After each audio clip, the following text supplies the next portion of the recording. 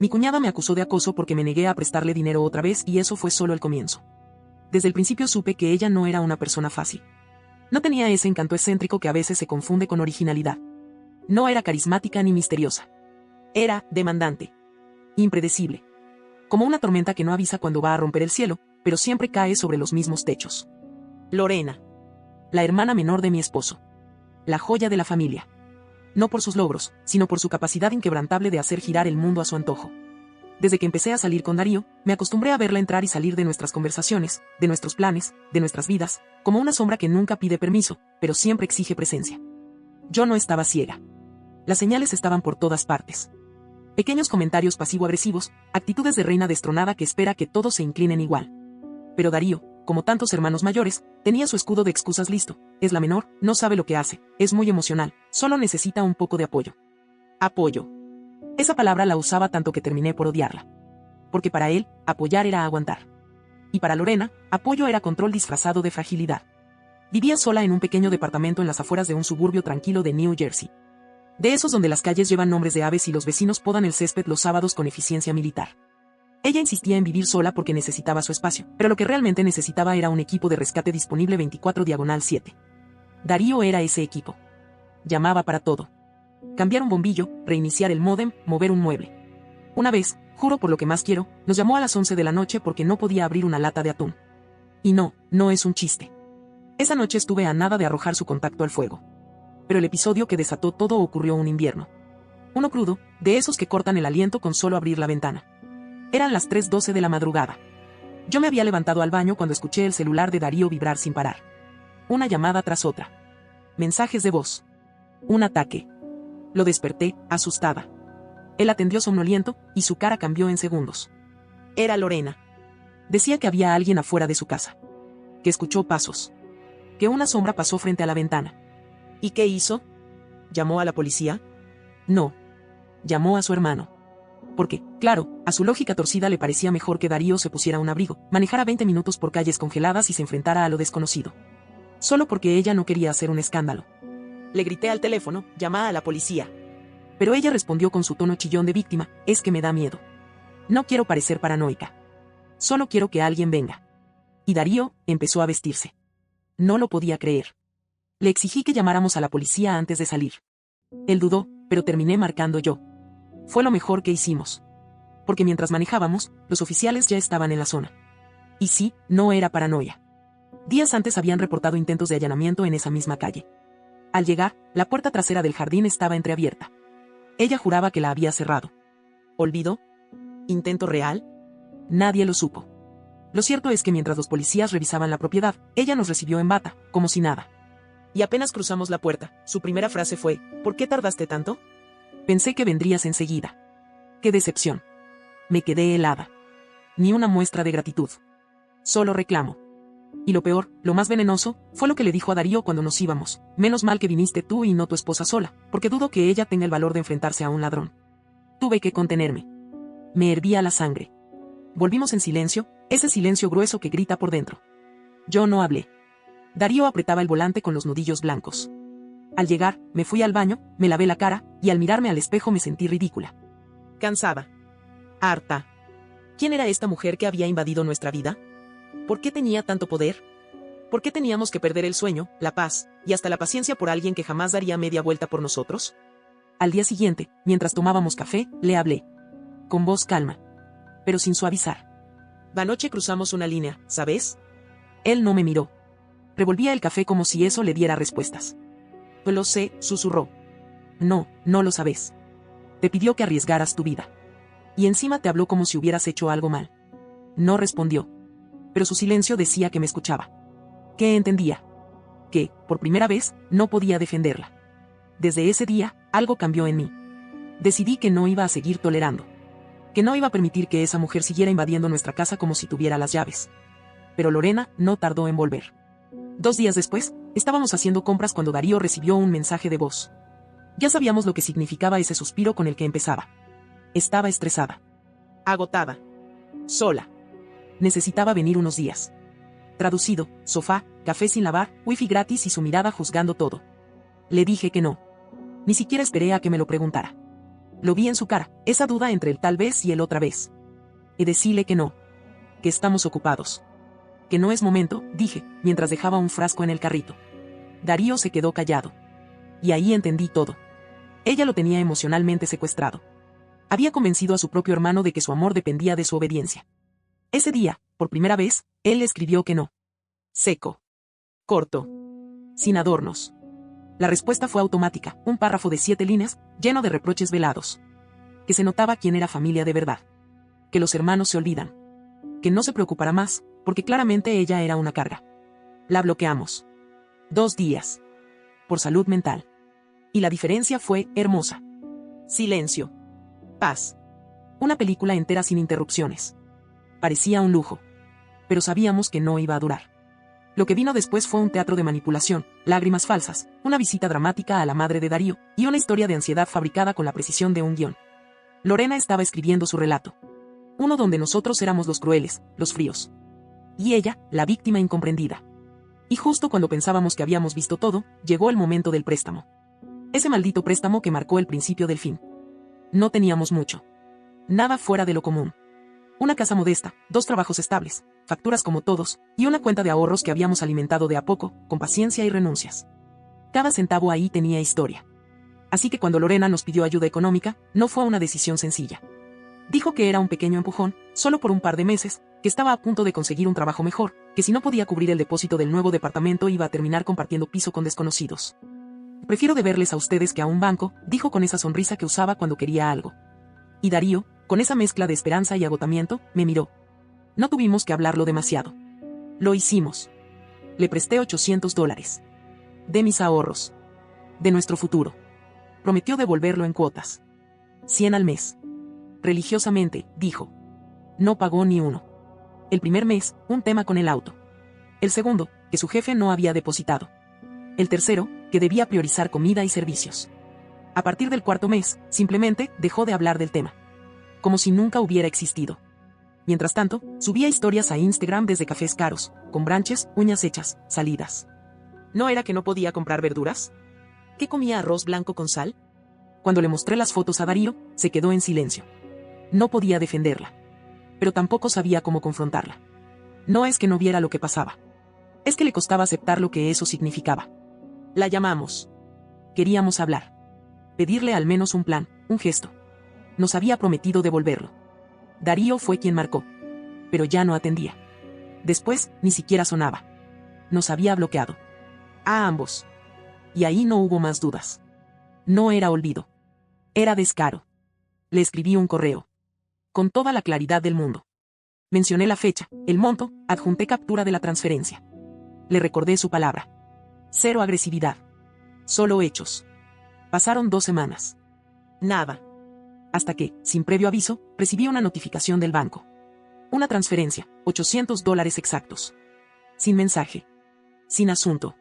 Sin disculpas. Solo el dinero. Pensé que al menos eso cerraría el capítulo. Pero no. El lunes siguiente, la madre de Darío llamó, alterada. ¿Qué pasó con Lorena? Me dijo que la acusaron de robar, que la humillaron por un dinero que ni siquiera pidió. Tragué saliva. Darío tomó el teléfono. Con paciencia, le explicó todo. Que Lorena pidió el dinero. Que prometió devolverlo. Que nos bloqueó. Que recién después del correo apareció la plata, sin palabra alguna. Beatriz, la madre, guardó silencio. No es tonta. Solo, blanda. Bueno, ustedes ya saben cómo es, dijo, como si eso bastara. Sí, lo sabíamos. Y justamente por eso no queríamos seguir siendo parte. Pero lo peor vino un mes después. Como si nada hubiera pasado, Lorena mandó un mensaje. ¿Van a estar el sábado? Necesito un favor.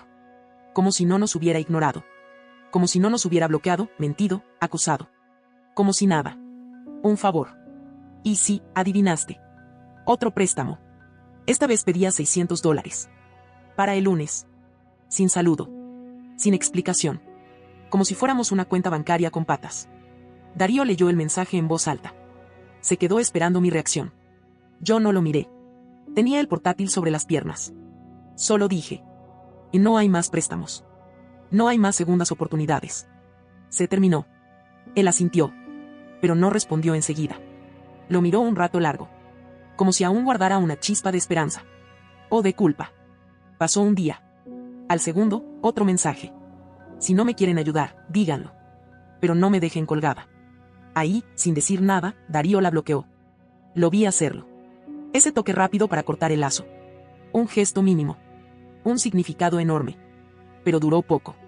3 semanas después, a las 2:17 de la madrugada, sonó mi celular. Yo suelo dejarlo en silencio. Pero justo esa noche lo olvidé activado. Lo tomé medio dormida. Era ella. Lorena. No llamaba a Darío, claro. Porque él ya no estaba disponible. Así que ahora me tocaba a mí. Atendí. Por reflejo. ¿Qué pasa? Y dije, sin ocultar el fastidio. Silencio. Y luego, su voz. Temblorosa. Asustada. Hay alguien en la ventana. Me helé. No por ella. No por compasión. Sino porque sonaba real. Desperté a Darío. Le pasé el celular. Él escuchó. Ella balbuceaba. Golpes. Pasos. Una sombra. Miedo. ¿Llamaste a la policía? Preguntó él. Silencio. ¿Y para qué? Respondió ella. ¿Cómo que para qué? Es lo que se hace si alguien intenta entrar a tu casa. Pensé que vos podías venir.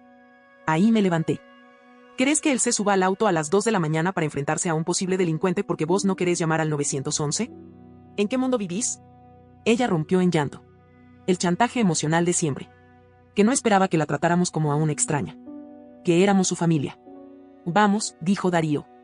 No salís del auto, le advertí. Si vamos, es para esperar que llegue la policía. No bajás. Él asintió. El viaje fue silencioso. Llegamos a su edificio. Oscuro. Reja mal cerrada. Pasto alto. Todo daba mala espina. Darío la llamó desde el auto. Estamos afuera. ¿Van a entrar? Preguntó.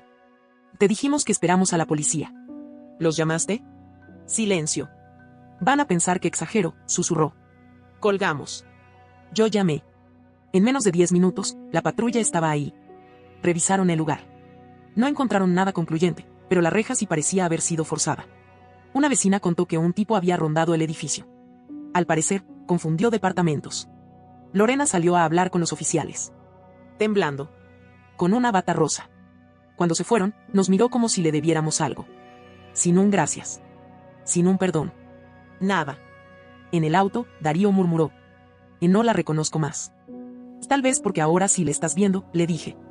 Y esa noche, al día siguiente, y los días que siguieron, algo se terminó de romper. Porque cuando alguien elige ignorar el respeto, la ayuda, y el amor que le das, llega un momento en que uno también elige. Fueron 6 días. 6. De silencio absoluto. Sin llamadas, sin mensajes, sin excusas absurdas ni acusaciones veladas. Parecían vacaciones. Respirábamos sin peso. La casa sonaba diferente, como si se hubiese ido algo tóxico del aire. Hasta que sonó el timbre. Era un sábado por la tarde. Estábamos cocinando. Pensé que era el pedido de herramientas que habíamos hecho en línea. Pero cuando abrí la puerta, ahí estaba ella. Lorena. De pie, con un bolso colgado del hombro, y esa cara suya que pretendía proyectar vulnerabilidad, pero siempre dejaba asomar la arrogancia por las comisuras. No saludó. Necesito quedarme un par de días, dijo. Así. Sin más. Yo me quedé quieta. Mirándola sin expresión. ¿Qué pasó? Me echan el viernes.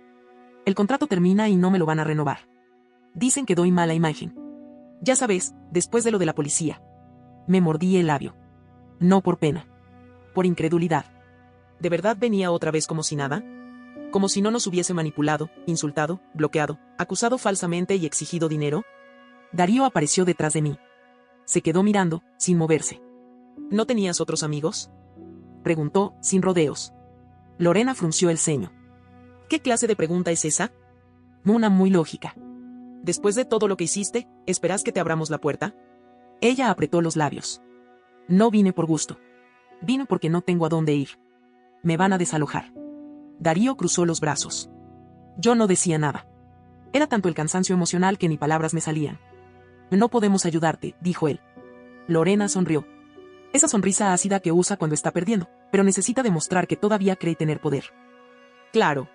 Ustedes están muy ocupados ahora. Pero cuando necesiten algo, seguro ahí sí me van a llamar. ¿Cuándo hemos necesitado algo de vos? Pregunté. Y esa sí la descolocó. Titubeó, buscó en su cabeza una respuesta. Nada. Se giró. Olvídenlo. No esperaba otra cosa de ustedes. Se fue caminando por el pasillo con esa actitud de víctima digna, como si nosotros fuéramos los verdugos y ella la mártir. Cerramos la puerta. Darío se apoyó contra la pared. No dijo nada. Fue a la cocina y siguió cortando papas como si no hubiese pasado nada. Pero lo que no se dice, pesa igual. Durante los días siguientes, no mencionamos el tema. No porque no importara.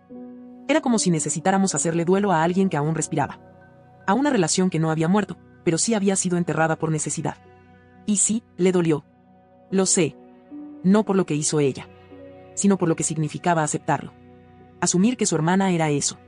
Que no iba a cambiar. Que todo lo que él esperó de ella eran solo espejismos. Pero el golpe final, la última herida, vino después.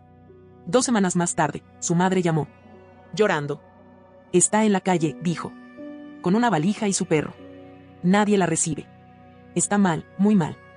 Yo me tomé la frente. ¿Y vos qué querés que hagamos? ¿La metemos otra vez en casa? ¿Para que arrase con todo de nuevo? Solo por un tiempo. Siempre es solo por un tiempo. Del otro lado, solo llanto. Colgamos sin decisión. Pero en mi cabeza ya estaba resuelto. Si flaqueas, yo no voy a ceder, le dije a Darío esa noche. No otra vez. Pasaron 3 días. Y entonces, como si no pudiera resistirse, ella volvió. Pero esta vez fue peor. No apareció en persona. Mandó un correo. Un solo párrafo. Pero suficiente para incendiar todo. Si me pasa algo, va a ser su culpa. Especialmente la tuya. Porque sabes lo que estoy pasando y aún así decidiste darme la espalda. Vos me enseñaste a confiar en vos. Y ahora no tengo a nadie. Ahí sí. Esa fue la línea final. No era una súplica. Era una amenaza emocional. Ya no era solo manipulación. Era poner en nuestros hombros el peso de su vida. Literalmente. Como si fuéramos responsables de rescatarla eternamente. Como si no mereciéramos descanso ni paz. Darío se sentó frente al computador. Escribió 3 frases. Le temblaban un poco las manos. Ya no tenemos más que darte. Ni tiempo, ni plata, ni salud mental. No somos responsables de vos. Sos una adulta. Y envió. No hubo respuesta. Ni llamadas. Ni correos. Nada. Hasta esa noche. A las 11:45. Un ruido en la puerta. Al principio, suave. Como una bolsa flotando contra la madera. Después, un golpe. Claro. Seco. Yo estaba sola en la sala. Darío ya dormía. Apagué la tele. Me quedé inmóvil. Otro golpe, esta vez en la ventana del frente. No era viento. No era un gato. Era alguien. Me acerqué a la puerta. Mirilla. Nadie. ¿Hay alguien ahí? Pregunté sin abrir. Silencio. Desperté a Darío. Se levantó. Encendió la luz exterior. Otro golpe. Algo cayó. Salimos al porche. Ahí estaba ella. Sentada en el escalón. Con las rodillas al pecho. Una valija al lado. Su perro en brazos. No tengo a dónde ir, dijo. Sin mirarnos. Nadie habló un rato. No te vamos a abrir la puerta, le dijo Darío. Ella levantó la vista. Sorprendida. Como si no pudiera creerlo. Estoy afuera. Hace frío. Estoy sola. Vos decidiste eso, le respondí. ¿De verdad me van a dejar acá? No te estamos dejando. Vos te fuiste. Hace rato. Esto no es un albergue. No somos tus padres. No somos tu refugio cuando quemas todos los puentes. Ella empezó a llorar. Al principio leve. Después con esos temblores ensayados que ya no nos tocaban. Llama a mamá, dijo él. No puede recibirme. Dice que no hay espacio. Llama a tus amigos. No tengo a nadie más. Entonces tal vez es hora de que te preguntes por qué, dije. Se paró de golpe. El perro chilló en sus brazos. La valija cayó de costado. Son unos egoístas. Vos, sobre todo, dijo señalando a Darío. Vos me prometiste que siempre ibas a estar para mí. Pero te dejaste llenar la cabeza por ella, me apuntó con el mentón. Yo no reaccioné. Solo quería que se fuera. Te vas ahora, dijo Darío. Y si no, llamo a la policía. Eso la frenó. Lo miró como si le hablara a un desconocido. ¿Me estás amenazando con la policía? Te estoy pidiendo que te vayas. No te vamos a dejar destruirnos más. Ella lo miró largo rato. Después bajó la cabeza, tomó la valija, acomodó al perro en su bolso, y se fue sin decir palabra. Cerramos la puerta. Darío se quedó parado.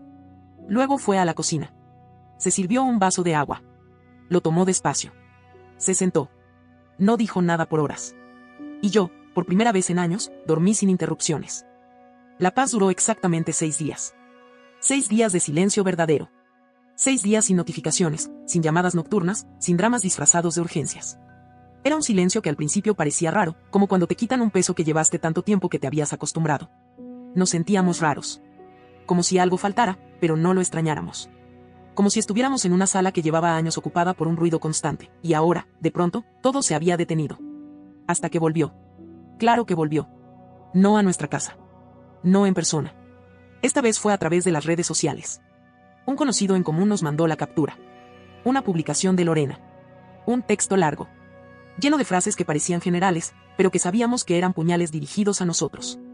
Cuando más necesitas a tu familia, es cuando de verdad los conoces. Qué triste darte cuenta de que hay gente que duerme tranquila mientras otros lloran en la calle.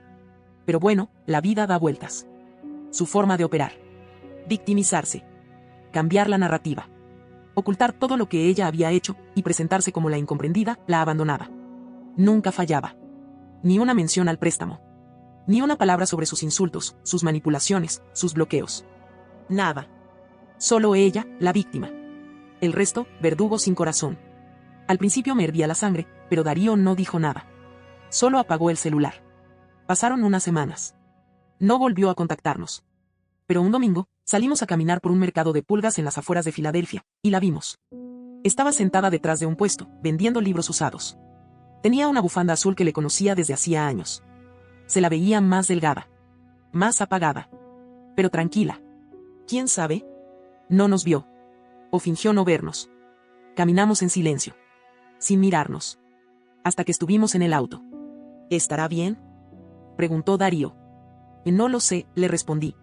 Pero ahora, ya no es nuestro problema. Y fue duro decirlo. Pero también fue cierto. Porque podés tener empatía. Podés perdonar. Podés entender. Pero también tenés derecho a irte. A cerrarle la puerta al fuego cuando ya lo quemó todo. 3 meses después de verla, su imagen seguía flotando en mi cabeza. No por lo que fue, sino por lo que pudo haber sido. Por esa carta que parecía una disculpa pero no pedía perdón. Una confesión que buscaba paz, pero no rendición. Una contradicción andante. Un reflejo roto. No la volvimos a ver. Pero su sombra persistió. En gestos. En conversaciones que evitábamos. En decisiones que antes habríamos dudado y ahora tomábamos sin consultar a nadie más que a nosotros mismos. Empezamos a reconstruir. Desde lo profundo. Desde la raíz. Darío empezó terapia. No lo anunció. Solo un día dijo: voy a ver a alguien. Cuando volvió, no habló mucho. Pero caminaba distinto. Más liviano. Como si, por fin, entendiera que madurar no es cargar con todos. Es aprender cuándo soltar. Una noche me lo dijo. Me pasé años creyendo que arreglarla era mi responsabilidad. Que si no lo hacía yo, nadie lo haría. Que si no lo hacía, la traicionaba. ¿Y ahora? Ahora sé que eso fue una mentira que me conté para evitar lo evidente. Ella no quiere ayuda. Quiere control. Y no puedo dar más de mí a alguien que no pone nada. Yo asentí. Porque eso lo había visto desde antes. Pero él necesitaba llegar solo a esa conclusión. Y desde entonces, todo cambió. No de golpe. No con fuegos artificiales. Fue a un deshielo lento. Como cuando terminas de mudarte emocionalmente y por fin te sentas en el piso, con la espalda contra la pared, y respiras. Pusimos límites. Reales. Claros. Incluso con la madre de Darío, que durante años había proyectado sobre él la responsabilidad emocional de sostener todo. Cuando ella entendió que ya no íbamos a ser muletas, retrocedió. Se ofendió, claro. Pero con el tiempo, curiosamente, empezó a arreglársela sola. Porque incluso la adultez, en la vejez, puede ser contagiosa. Viajamos más. Pequeñas escapadas. Vermont. Boston.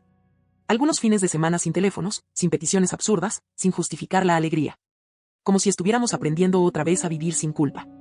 Y con el tiempo, su nombre dejó de ser un tema. Su recuerdo pasó a ser una nota al pie. Una página ya leída.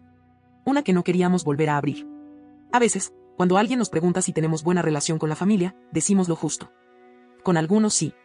Con otros, preferimos distancia. Porque no todos merecen una silla en tu mesa, aunque compartan sangre. Pero te digo algo más.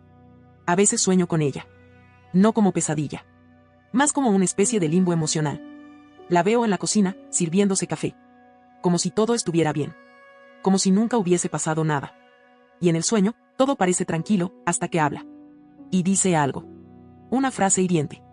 Una burla. Una manipulación. Y entonces recuerdo. Recuerdo quién es. Y me despierto. Y doy gracias. Por haber puesto ese límite. Por haber cerrado esa puerta. No porque la odie. Sino porque aprendí que a veces, el acto más compasivo es irte. No olvides dejar tu opinión en los comentarios, dejar tu like y compartir este video.